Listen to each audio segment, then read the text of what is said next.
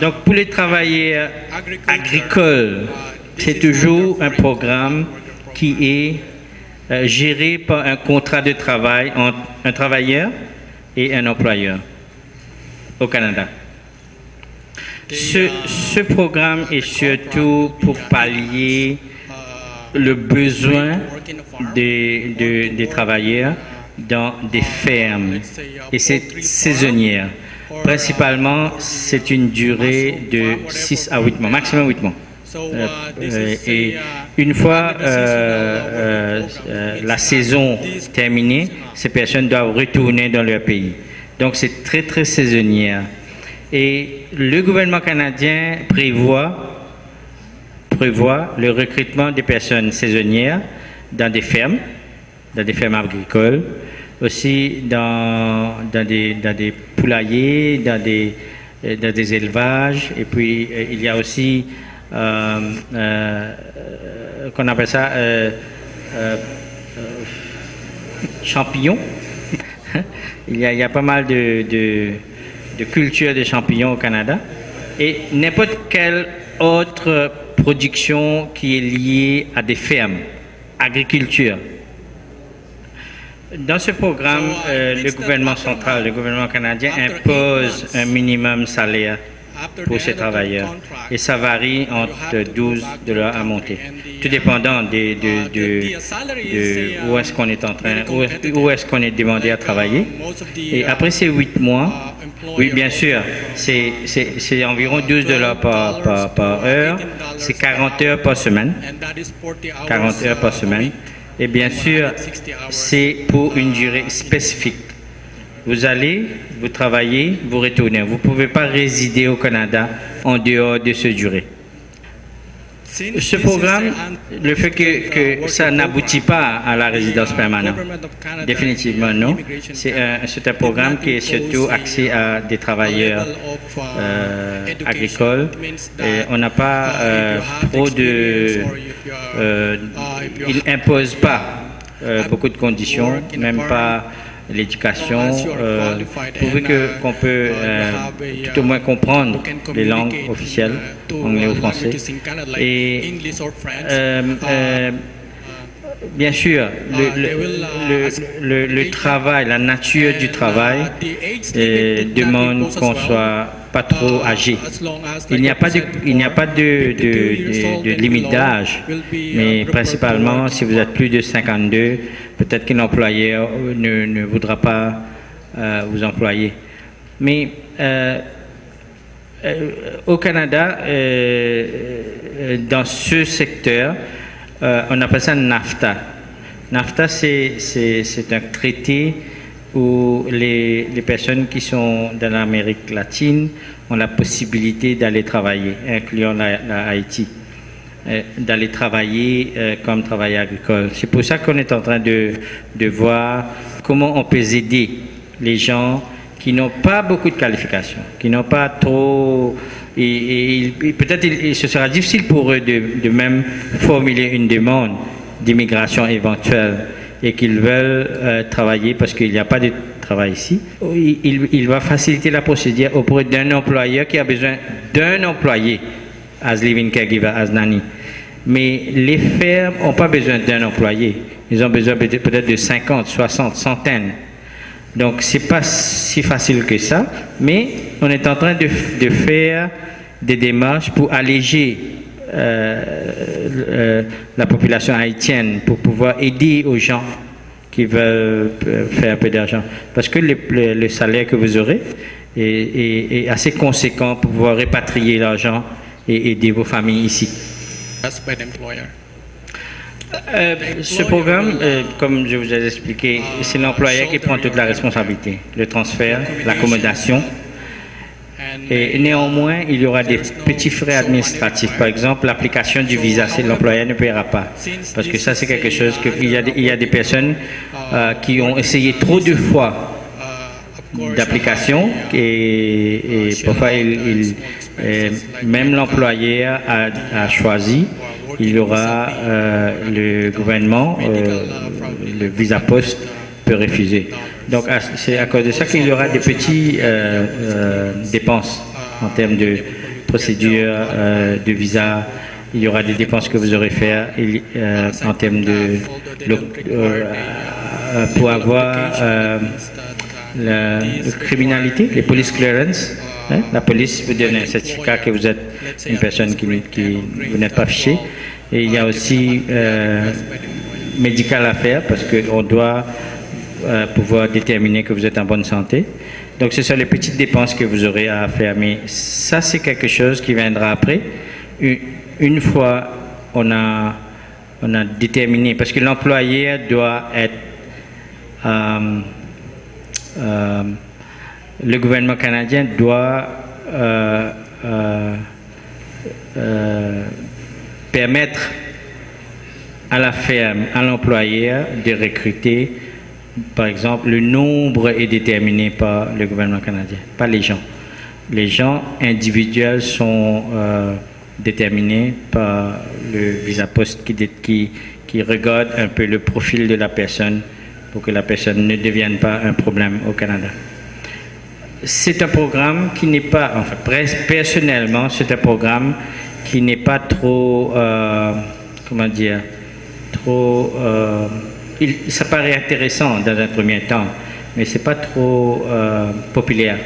Pourquoi? Parce que vous êtes séparés de vos familles, qui n'est pas évident, et vous partez là-bas séparés de vos familles, et puis les conditions dans ces pays sont différentes. Par exemple, vous ne savez pas qu'est-ce qui est le froid négatif. Parfois, c'est pas évident, hein, mais la neige et la mécanisation qu'on s'en sert là-bas, ça demande un peu d'adaptation. Mais néanmoins, nous sommes là pour faciliter. Ce programme sera totalement géré par M. Junior Mentor. Et c'est quelque chose qui sera mis en place par son bureau. Et toutes ces personnes qui se voient dans cette catégorie, vous devez contacter M. Junior. Et toutes les personnes qui se voient dans d'autres catégories, toujours vous devez contacter le bureau. Et nous sommes là en tant qu'experts pour dire est-ce que ce programme vaut le coup ou bien ça ne vaut pas le coup pour vous. Et il y a une chose que je voudrais ajouter concernant le Canada. C'est un pays qui attire beaucoup de gens. C'est un pays qui attire beaucoup de gens de tous bords. Mais n'empêche, il y a cet élément de demand and supply. Donc, il y a beaucoup de demandes. Il y a milliers de demandes. Mais the supply is limited. Mais je veux dire que le nombre qui est available, c'est moins. C'est un peu à cause de ça que vous allez voir que le Canada ne fait pas des concessions.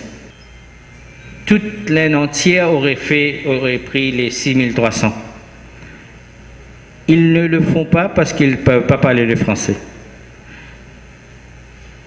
Mais attention, tous les Indiens sont en train d'aller apprendre le français pour pouvoir faire l'application.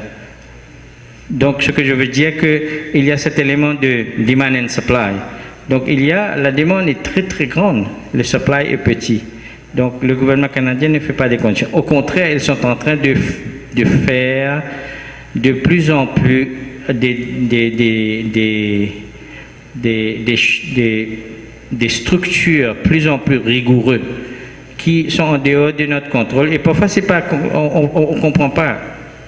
Parce que nous le voyons de notre point de vue. Si on le voit du point de vue du gouvernement canadien, peut-être ils ont raison, parce qu'il y a des gens qui partent travailler et puis they just vanish. Ils partent en l'air et on ne les voit pas. Donc ils deviennent des immigrants illégaux. Donc pour ce programme de travailleurs agricoles, il y a pas mal, il y a pas mal de conditions très très rigoureuses qu'ils mettent en place, qui est un peu bête parce qu'on va travailler, mais ils prennent en considération la possibilité que ces gens deviennent, peut-être pas les Haïtiens, mais il y a des gens qui viennent là-bas et puis ils s'envolent.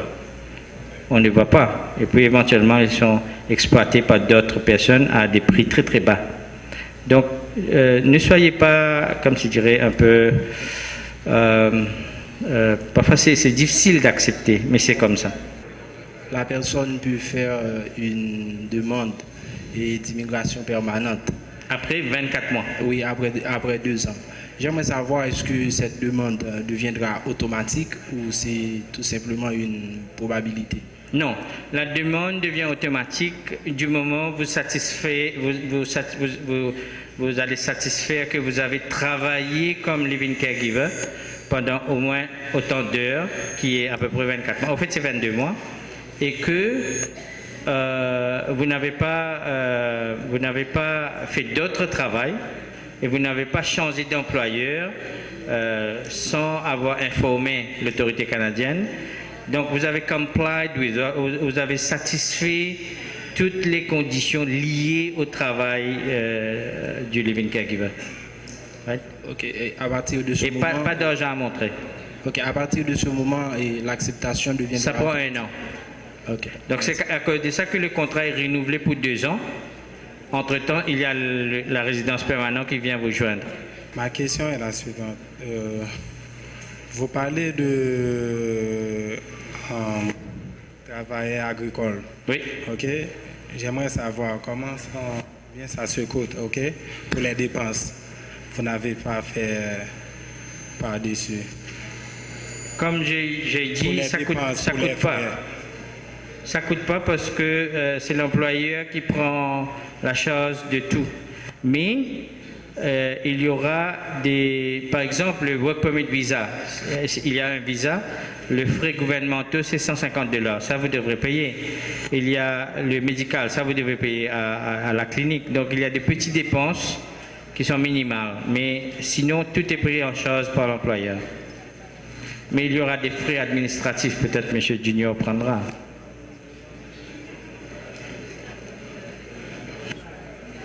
J'aimerais savoir s'il n'y a aucune amélioration pour le travail agricole. Ensuite, après avoir passé 9 mois à travailler, et j'aimerais savoir si on ne peut pas retourner, si on ne peut pas trouver un visa après avoir fini de travailler, ensuite vous retournez à Haïti, est-ce que vous ne pouvez pas faire une demande pour trouver un visa de nouveau? Non. C'est ça, c'est à cause de ça que le travail agricole, c'est spécifique.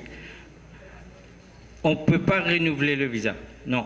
On retourne, on fait la demande pour l'autre saison si l'employeur vous accepte. On ne peut pas renouveler. Mais par contre, si vous êtes éligible dans d'autres programmes, rien ne vous empêche d'aller travailler et faire une application qui prendra tout le temps pour que vous puissiez devenir résident permanent. Mais si vous êtes travailleur agricole, vous ne pouvez pas faire l'application dans d'autres catégories? Non, on ne peut pas. Vous allez, vous travaillez, vous retournez. Et le retour est pris en charge par l'employeur. Le EFR, tout. J'aimerais savoir, est-ce qu'on peut faire des applications en même temps? Une minute. Oui, monsieur. L'employeur paye tout ce qui est lié avec l'autorisation du gouvernement canadien pour eux d'employer des gens. Là-bas, ça vous ne payez pas.